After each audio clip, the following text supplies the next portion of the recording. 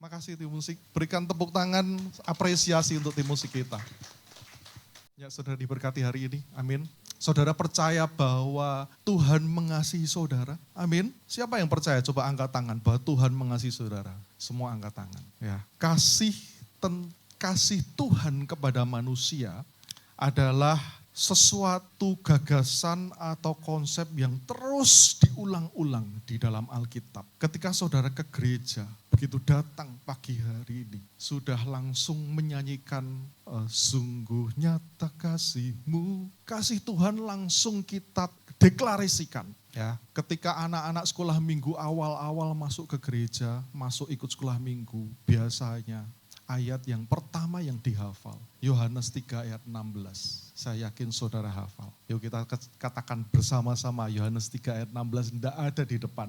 Karena begitu besar kasih Allah akan dunia ini, sehingga ia telah mengaruniakan anaknya yang tunggal, supaya barang siapa yang percaya kepadanya tidak binasa, melainkan beroleh hidup yang kekal. Kasih Allah terus digaungkan di gereja.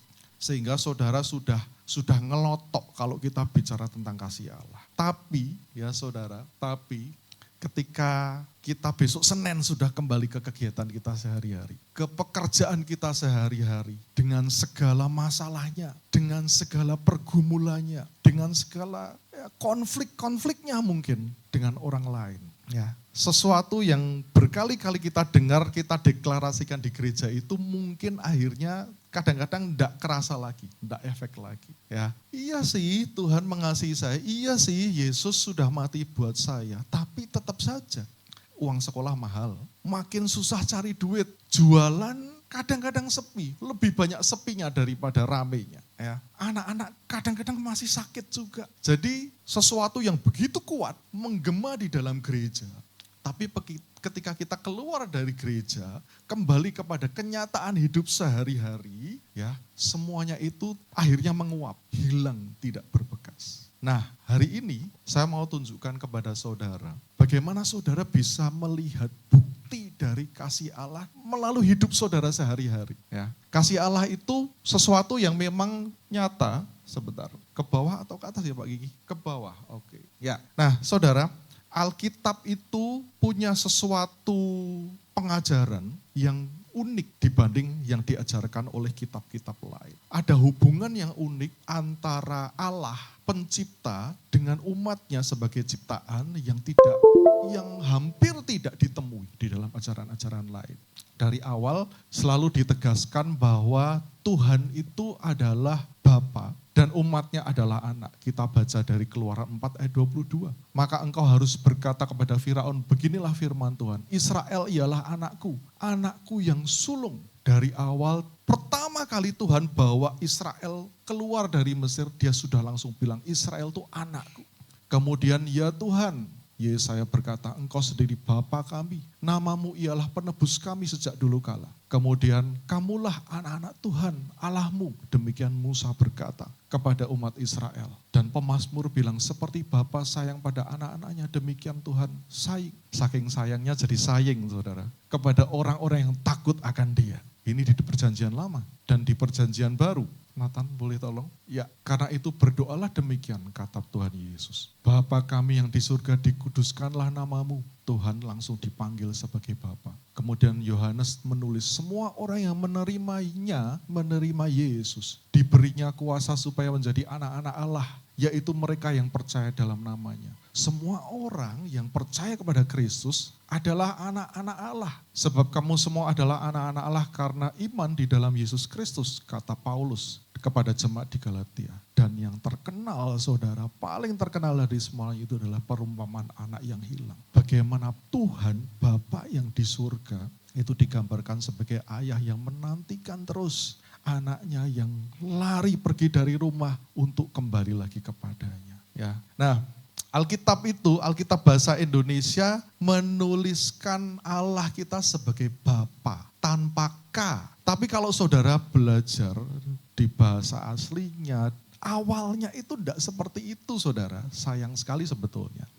Kalau di Indonesia Bapanya itu tanpa K. Tetapi sebetulnya ketika Tuhan berbicara, Tuhan adalah Bapamu. Bapa kami yang di surga, itu sebetulnya kata yang digunakan adalah kata yang digunakan sehari-hari oleh seorang anak untuk memanggil ayahnya. Jadi seperti saya memanggil papa, karena saya memanggil orang tua saya dengan papa. Atau Naomi menggunakan kata papi, karena Pak Kiki dipanggil papi oleh Naomi. Atau Mitchell mungkin lebih cocok memanggil Tuhan sebagai bapak, karena begitulah Mitchell memanggil Pak Sagi. Ya, ada di sini yang dipanggil ayah, Cahyo dipanggil ayah enggak?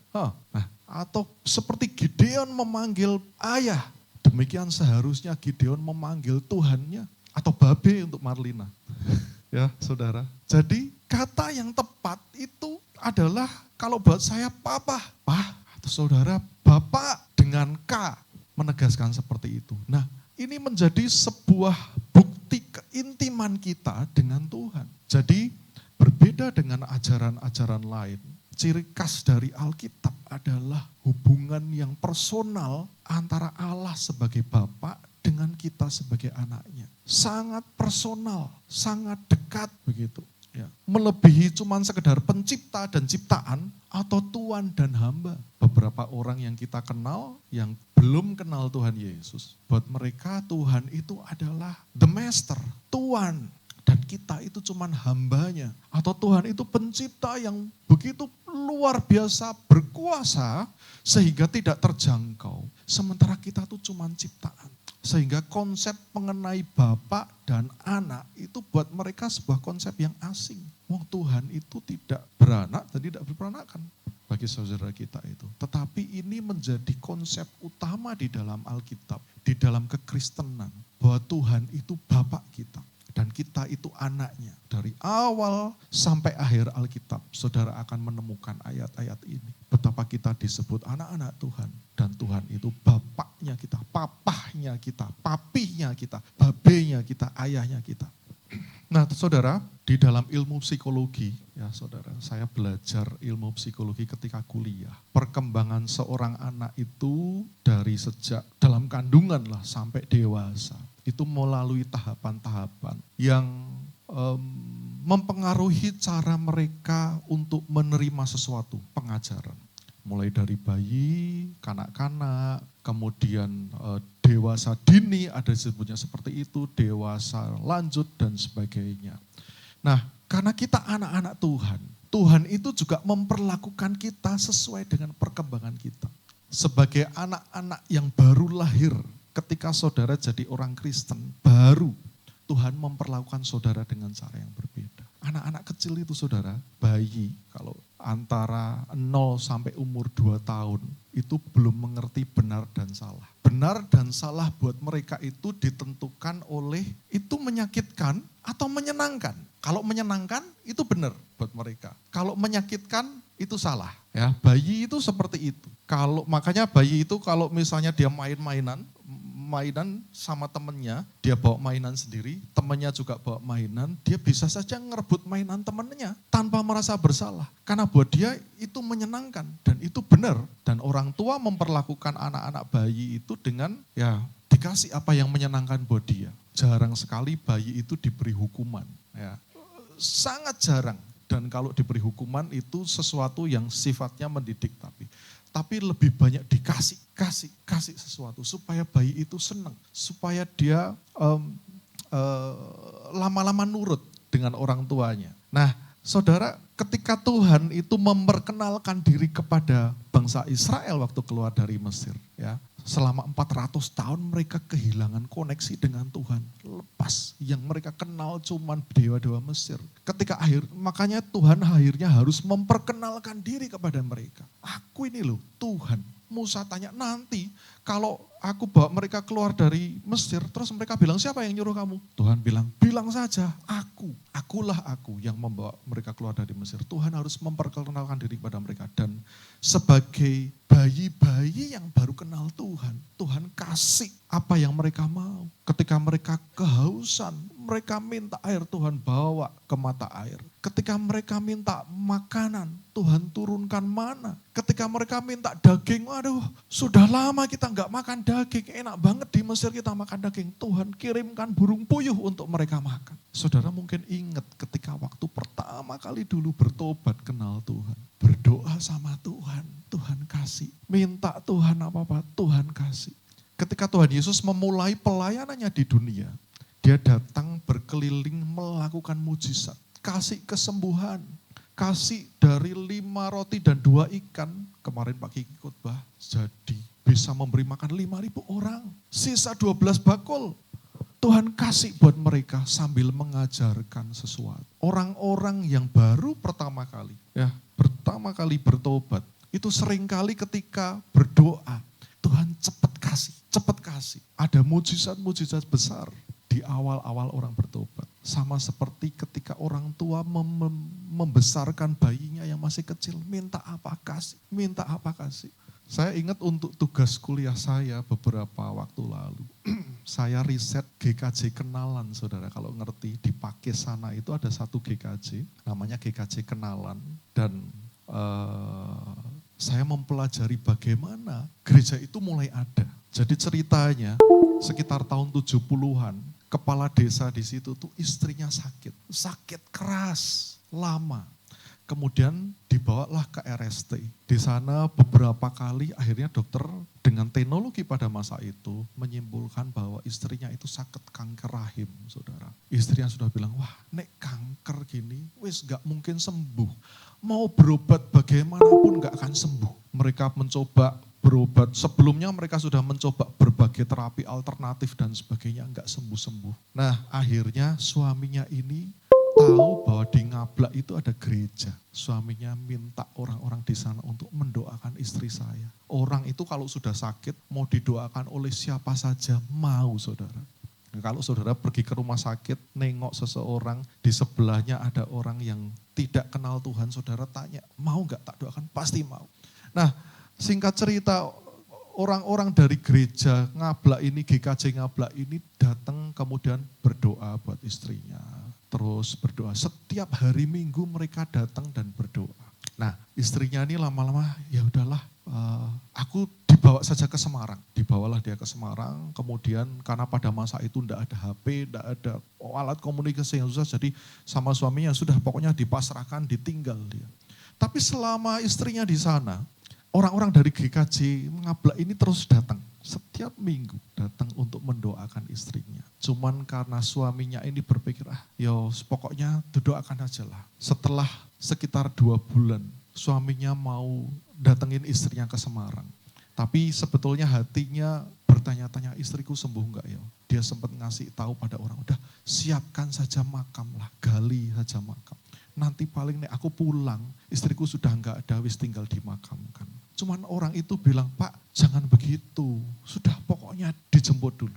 Sampai di sana saudara, istrinya tuh sudah membaik, sudah di bangsal biasa. Kemudian sampai akhirnya dibawa pulang dan sembuh. Nah saudara, semenjak saat itu, karena dia kepala desa, 150-an orang bertobat. Dan jadilah gereja GKJ Kenalan sampai sekarang, saudara. Mujizat itu seringkali diberikan kepada Tuhan untuk orang-orang yang pada awal-awal mereka belum percaya. Kalau saudara baca di Ibrani 2 ayat 4, kesaksian orang-orang ini itu diteguhkan dengan tanda-tanda, dengan mujizat, dengan berbagai pernyataan kuasa dan karunia Roh Kudus untuk menegaskan firman Tuhan yang disampaikan. Itulah sebabnya saudara, di KKR itu banyak terjadi mujizat kesembuhan dan sebagainya. Banyak orang yang belum kenal Tuhan datang dengan rasa sakitnya disembuhkan.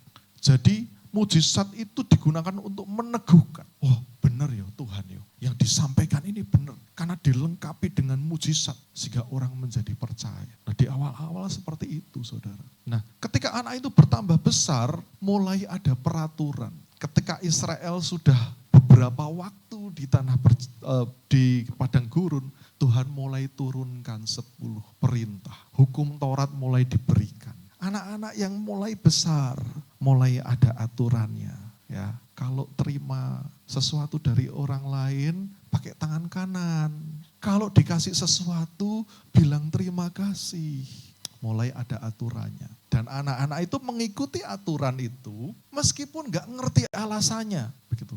Ya pokoknya ikuti saja aturannya, karena aturannya bilang begitu. Nah, di dalam aturan itu kemudian ada reward, ada upah kalau dia taat sama aturan, dan ada hukuman Ya, ketika tidak taat, biasanya seperti itu. Ketika saudara awal-awal mulai bertumbuh, biasanya juga entah gimana bisa mengalami hal seperti itu. Ya. Nah, anak kecil itu dia karena pokoknya dia nggak ngerti alasannya, pokoknya harus ikut aturan, dia lakukan ini, besoknya dia bisa nggak lakukan karena lupa, ya, karena dia nggak ngerti alasannya. Nah, orang-orang yang baru kenal Tuhan tuh juga seperti itu kadang-kadang. Jadi mungkin ketika dia sering datang ke gereja gitu, terus mulai kok usahaku mulai lebih bagus ya, mulai lebih baik ya. Tuhan kok turunkan berkat itu. Ada reward untuk yang dilakukannya. Saya ingat sekian tahun yang lalu ketika saya masih sekolah, adik saya yang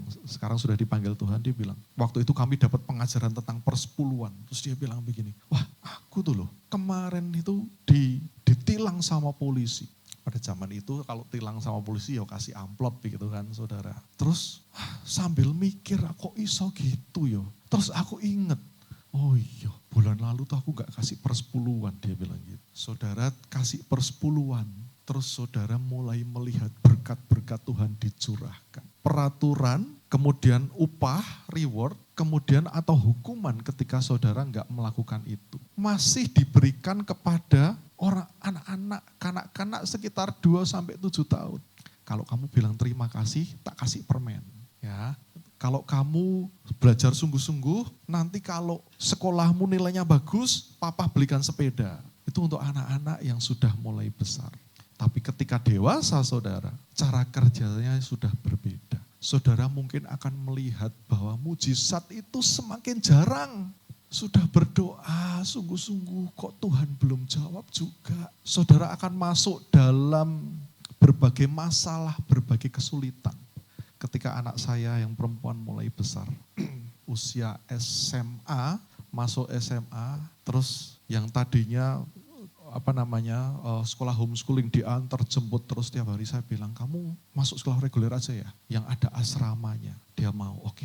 Biar dia kenal dunia yang sesungguhnya. Dia masuk asrama. Ketika kami datang lihat asramanya, asramanya kok gini ya. Sederhana banget. Kemudian di ujung itu ada kamar mandi yang kamar mandinya sederhana, tapi pas dia mau lulus kamar mandinya sudah dibetulin sama sekolahnya, udah dibangun lagi. Tapi waktu dia masuk kamar mandi sederhana di ujung, untuk sekian puluh anak itu harus antri. Terus dia cerita kalau pas pulang, saya tanya kamu bangun jam berapa pagi? Jam 4 ya? Jam 4 toh? Jam 3? Jam 3 bangun hanya untuk mandi. Soalnya kalau bangunnya rodok siang nanti sudah antri sama teman-temannya gitu. Jadi gimana? Dia bangun jam 3, mandi, habis itu tidur lagi. Teman-temannya mandi, dia habis tinggal bangun, ganti baju, tinggal sekolah ke bawah. Ya, mengalami berbagai hal yang tidak pernah dialami ketika dia cuma di rumah. Nah, orang dewasa itu ketika saudara mulai tumbuh dewasa dalam kerohanian, Tuhan biarkan saudara untuk mengalami itu semua. Ketika kecil semua dikasih, ketika sudah semakin besar ya dikasih, kemudian ada disiplin dari Tuhan, kadangkala ada hukuman ketika saudara bersalah, tapi masih di dalam lingkup intern.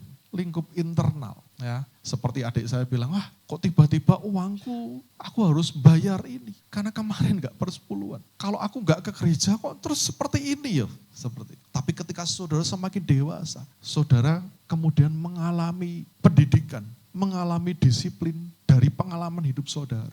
Nah, orang kadang-kadang berpikir bahwa Tuhan itu gak setia ya, Tuhan itu gak bersamaku ya kalau aku sedang mengalami masalah. Tuhan itu enggak mengasihi aku. Padahal bukan itu saudara. Saudara bisa bayangkan kalau saya misalnya kirim Mikael ke Pak Haryadi. Pak Haryadi mana? Pak Haryadi. Pak tolong anakku diajari bass. Ya. Tapi Pak dia itu pelihara kuku itu dirawat bener-bener kuku nih Pak. Jadi tolong jaga supaya kukunya jangan sampai rusak ketika dia main bass.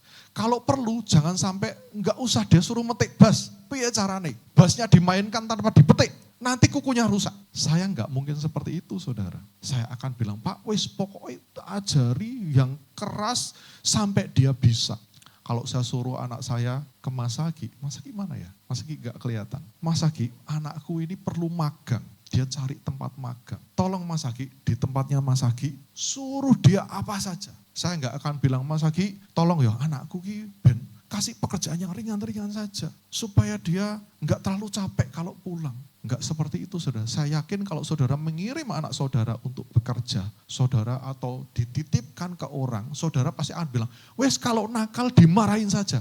Kalau dia melanggar ditegur saja. Orang tua itu seperti itu kan saudara. Makanya Tuhan juga akan membiarkan saudara ketika saudara mengalami masalah dalam kehidupan sehari-hari. Tuhan mengizinkan itu semua terjadi kepada saudara. Supaya saudara belajar untuk semakin kuat. Punya karakter yang tangguh. Punya belas kasihan kepada orang lain. Jadi ketika saudara sudah semakin dewasa, cara Tuhan tetap memperlakukan saudara sebagai anak. Tapi dengan cara yang berbeda. Kadang-kadang kita pikir ya itu tadi saudara, Tuhan itu sudah enggak sayang sama aku. Bahkan mungkin orang bertanya, Tuhan tuh ada atau enggak sih? Kok masalahku enggak selesai-selesai? Makin banyak malahan, makin berat. Tapi Ibrani 10 ayat 11 katakan, kita itu butuh ketekunan. Supaya sesudah kita melakukan kehendak Tuhan, kita menerima upah yang dijanjikan. Saudara cuma butuh tekun, tidak ada kamus. Tuhan itu meninggalkan saudara ketika saudara mengalami masalah. Lagu kedua terakhir, itu apa ya? Misal tadi yang Maria Sandi itu apa? Tuhan pasti sanggup, tangannya takkan terlambat tuh menolongmu. Begitu ya? Saudara, Tuhan itu sudah pasti sanggup lah. Enggak usah dipertanyakan lagi. Dia pasti enggak akan terlambat untuk menolong saudara. Sudah pasti. Pak Kiki itu minggu lalu bilang, saya masih ingat banget. Ketika saudara menderita, itu ada peran Tuhan di dalam penderitaan saudara. Saudara jangan berpikir bahwa Tuhan itu enggak ngerti semua yang saudara alami. Tuhan itu ngerti dan Tuhan berperan dalam penderitaan yang saudara alami. Kadang-kadang orang berpikir, Tuhan kok enggak tolong aku? Atau orang terus menyanyikan lagu ini, Tuhan pasti sanggup. Tuhan itu sudah jelas sanggup. Wong itu bagian dari rencana Tuhan kalau engkau menderita. Supaya engkau kuat, supaya saudara tidak putus asa. Supaya otot-otot imanmu itu terlatih begitu saudara. Ya. Ada satu cerita tentang seseorang yang bernama Rudi. Rudi ini sejak kecil dia merasa tidak suka dengan ayahnya. Dengan papahnya, dia merasa enggak dekat. Dia merasa papahnya itu enggak sayang sama dia. Bahkan dia mungkin berpikir seperti semua anak di dunia, termasuk saya dulu. Bahwa saya ini anak pungut, papaku tuh enggak sayang, mamaku enggak sayang. Koyok aku nih anak angkat ini. Ketika dia kecil, mulai masuk sekolah, papahnya yang nganter dia, tapi cuma dititipkan ke gurunya. Bu, titip ya. Sementara dia ngelihat teman-temannya itu, orang tuanya nungguin, noleh ke jendela, ada orang tuanya, dia ngelihat noleh ke jendela, papahnya enggak ada. Papahnya sudah pulang. Jadi ketika dia sudah keluar, sekolah sudah selesai, itu pun dia harus nunggu, papahnya kadang-kadang telat. Tinggal dia sendiri main ayunan, baru papahnya datang. Semakin besar masuk SD, ketika dia mengalami kesulitan dalam pelajaran matematika ini, pelajaran momok, pelajaran yang paling mengerikan, papahnya yang ngajari. Dan sebagaimana papa-papa pada umumnya, kalau ngajari pasti pakai emosi, sampai nangis. 2 tambah 2 berapa? 4. Yang keras lagi, sampai harus nangis. Dia merasa sebel sama papahnya. Papaku kok gitu ya. Ketika dia sudah mulai besar lagi, teman-temannya mulai naik motor. Dia pengen belajar naik motor. Ya. Tapi apa daya, karena motor satu-satunya di rumah punya papahnya. Ya wis, dia minta papahnya yang ngajari. Dan anak itu kalau diajari sama papahnya, biasanya dibodoh-bodohi. Ora iso-iso, kamu itu loh feel-nya gak dapet. Jangan kebanteran dan sebagainya. Adik saya dulu bilang, wah aku gak mau diajarin mbak papa naik motor. Mending mbak koikong. Anak saya juga gitu. Enak nih diajarin sama om Ikong. Enak, cepet pokoknya. Saya bilang gitu. Makin besar lagi saudara. Dia harus kuliah di luar kota. Kos. Papanya cuman nganterin tuh, habis itu ditinggal pulang. Dia harus bergumul sendiri, berjuang sendiri. Anak kos itu saya bilang sama anak saya. Karena saya juga anak kos saudara. Ketika kita di rumah, semua ada. Ketika kamu kos, sampai gunting kuku aja harus beli. Oh iya ya, gak ada gunting kuku, wis beli. Hal-hal yang dulu sepele pokoknya di rumah ada. Sekarang semua harus diisi di kos itu harus usahakan sendiri. Demikian juga si Rudi ini, dia harus usahakan. Sengaja papanya kalau ngasih uang dipres. Papanya ini bukan orang yang ekonominya sulit saudara. Mereka secara finansial bagus, tapi entah kenapa dia heran, papa ini kok dipas saja uangnya. Jadi dia harus ngatur benar sampai akhir bulan. Ketika dia nggak punya uang, akhirnya dia entah gimana terima tugas dari temannya atau bagaimana sehingga dia bisa dapat uang. Dan kesebalannya sama papahnya itu yang nggak hilang-hilang saudara. Ketika dia mulai pacaran, kenal perempuan, berpacaran, terus sudah lagi sayang-sayangnya ditinggal pergi sama pacar. Dia cerita sama papahnya bilang ya mungkin dia bukan yang terbaik buat kamu. Cuman gitu saja Pak, iya. Kok aku nggak dapat support dari papahku? Dia dalam hati berpikir begitu. Ketika dia bekerja, kemudian dia harus di PHK.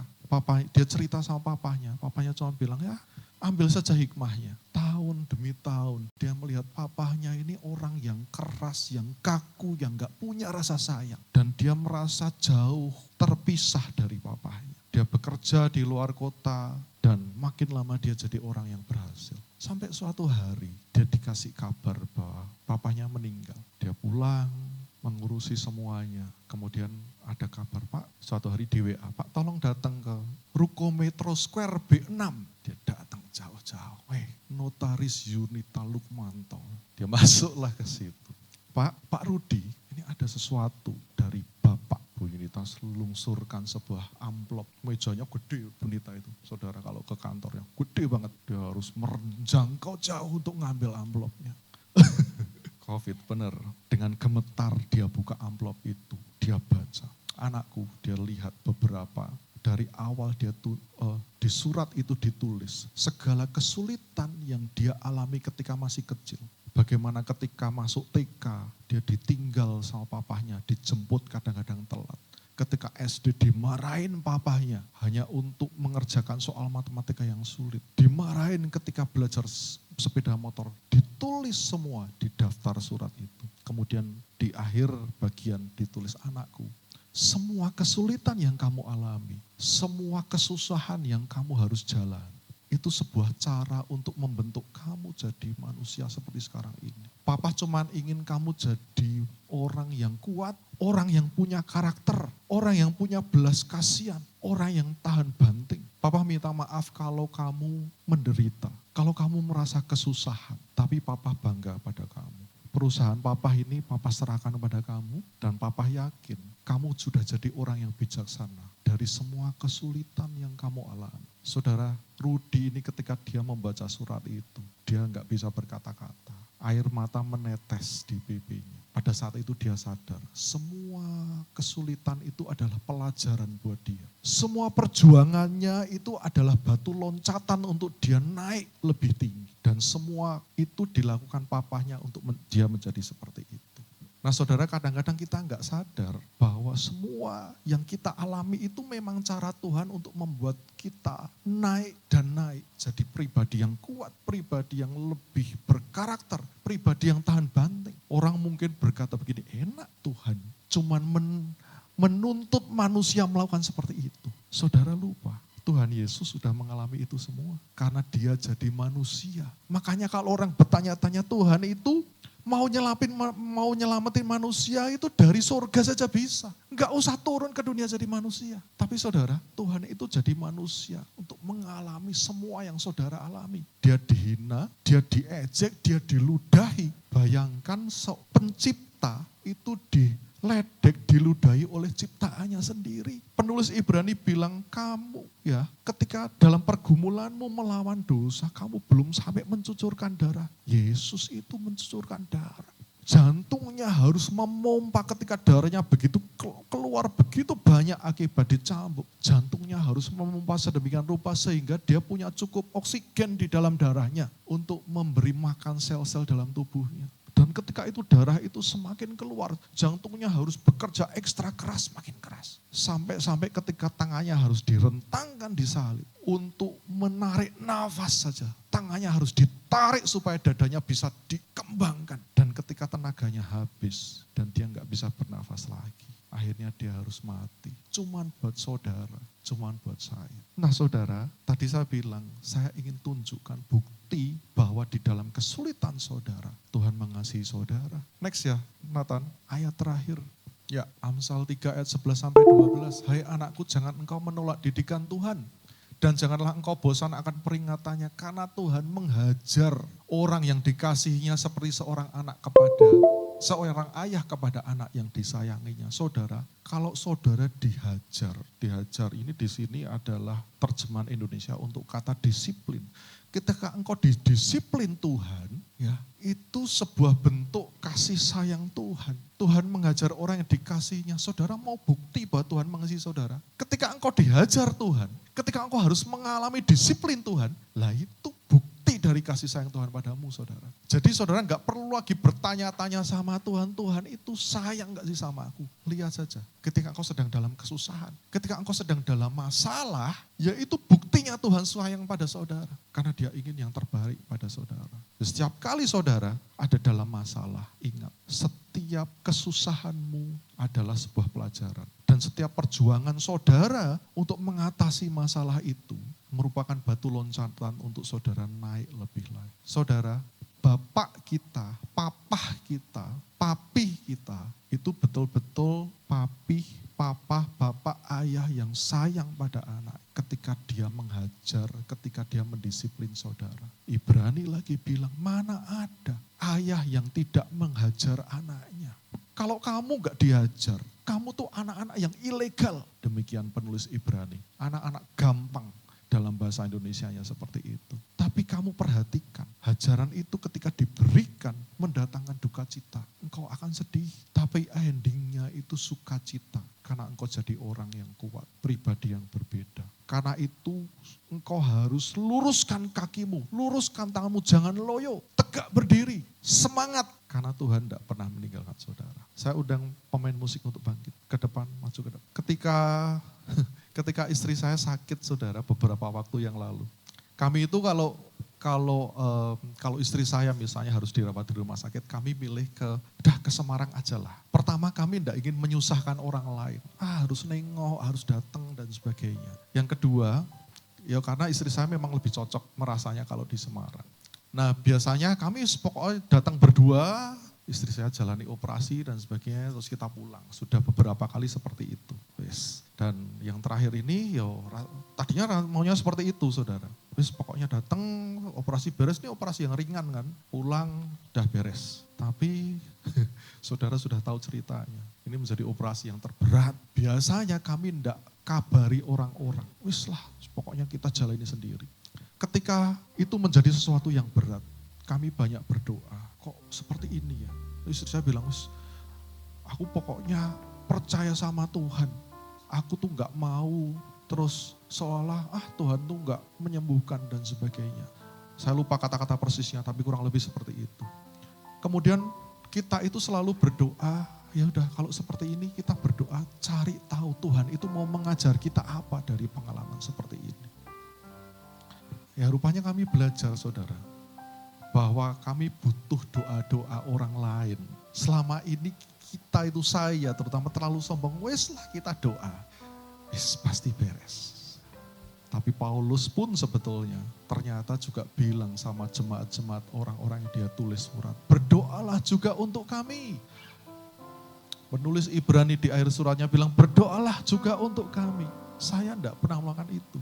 Tapi di waktu kemarin saya berpikir, mungkin kita juga butuh doa-doa orang lain. Ketika kondisinya dia drop, saya WA. Saya bilang, kita WA cicimu ya, kokohmu ya. Kita WA, Ci, tolong doakan. Koh, tolong doakan. Saya sempat komunikasi sama Willy waktu itu. Karena Willy sempat ngobrol-ngobrol waktu itu habis operasi. Dan saya bilang, ya Will doakan ya. Ini hal yang gak pernah saya lakukan, saudara. Selama ini pokoknya gak usah mereka tahu. Kita saja yang alami. Saya gak sempat kontak Pak Kiki Budita. Mas Ipam sempat kontak sehari sebelum hari pas mau operasi. Pak Kiki juga kontak. Tapi kita ngomongin seminar, Mas Ipam tanya, sudah di Semarang? Iya Mas. Waktu itu masih semuanya everything is okay, everything is fine. Sesudah itu, beberapa hari itu kami didatangi oleh, kadang-kadang di rumah sakit ada yang mengunjungi kan, yang mendoakan. Kami dari gereja ini mau mendoakan.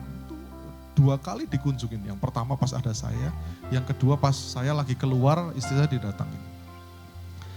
Ada agen asuransi yang hampir tiap hari datang, kemudian kontak, saya minta didoakan ya saudara. Kami belajar bahwa kami ini butuh doanya orang-orang lain. Kita butuh doa orang lain.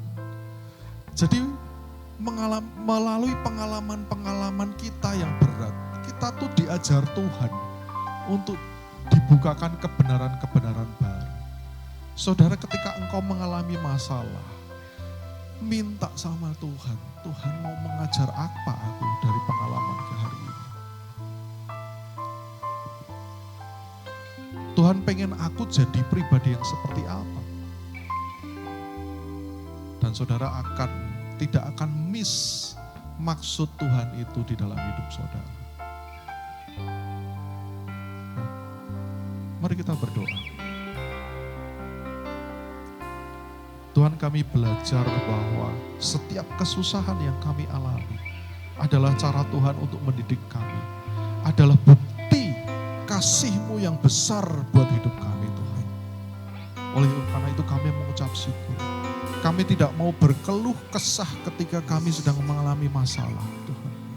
Karena kami tahu Tuhan, Engkau punya rencana yang terbaik di dalam setiap masalah yang kami alami. Sebagai anak-anak-Mu Tuhan, Tuhan selalu tahu punya maksud yang baik dalam segala hal yang kami alami.